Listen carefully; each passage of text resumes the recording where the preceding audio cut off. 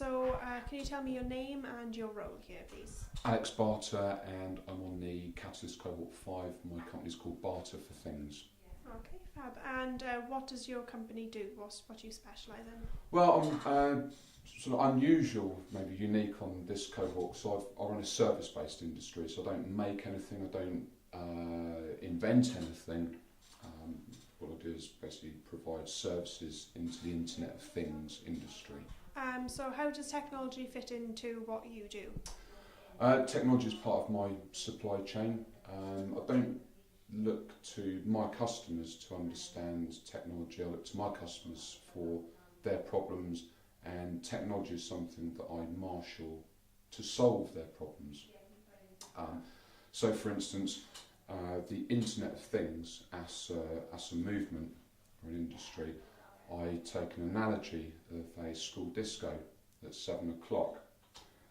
So you've got lots of technology one side of the hall, so that's all the boys lined up. And you've got all the girls sat down the other side of the hall, they're the customers. And it's like 7 o'clock and no one's dancing yet. Okay, there might be two people having a tentative arm's length dance, but in this Internet of Things industry, this school disco, the customers and the suppliers aren't dancing yet. And I see my role and my business is kind of like the guy who puts the records on, okay, to get people up and dance. So it's all about making, for me, it's about making the business model work for the Internet of Things. So it's marshalling this great technology here in Southampton for a large and expectant client base. Why do you think Southampton is developing so much in the tech industry at the moment?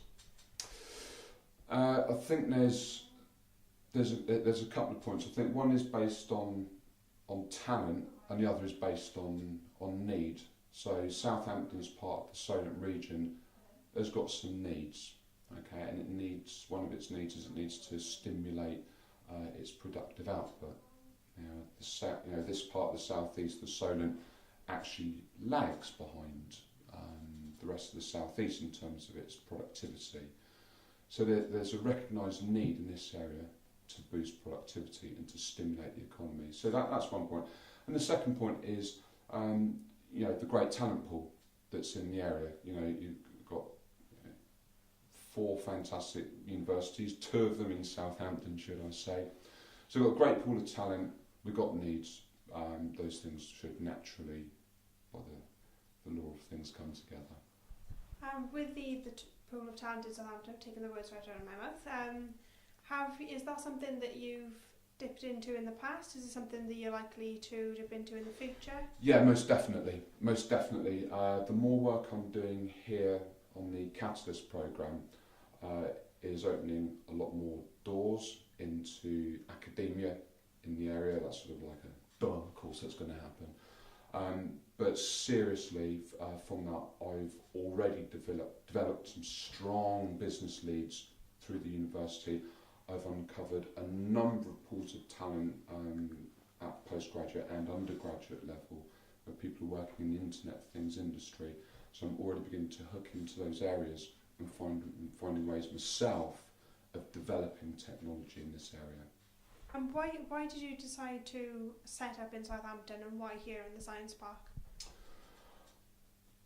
That's easy because I'm local. I'm born and bred in Eastleigh. And I won a spot here.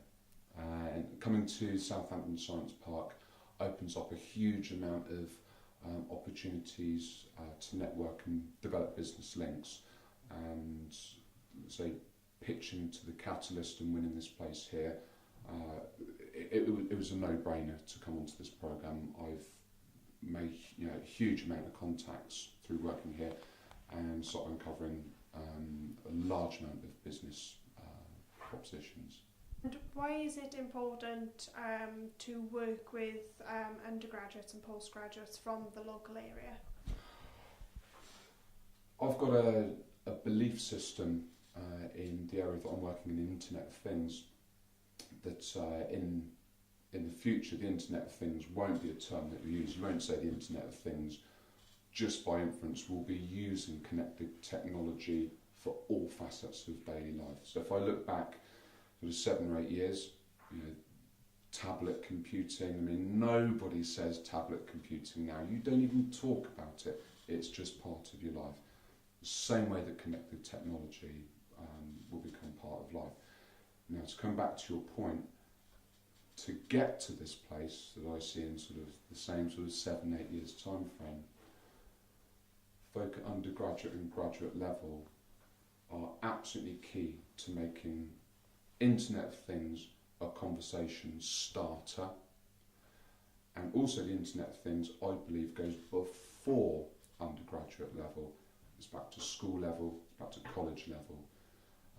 The whole culture and idea of Internet of Things should be installed at much earlier stages in the education system. So in sort of the 5, 6, 7, 8 years time, kids looking for careers, Internet of Things will just be put sort of part of a trade. It'll just be something that you do. So that's part of my vision, and it starts right here in academia.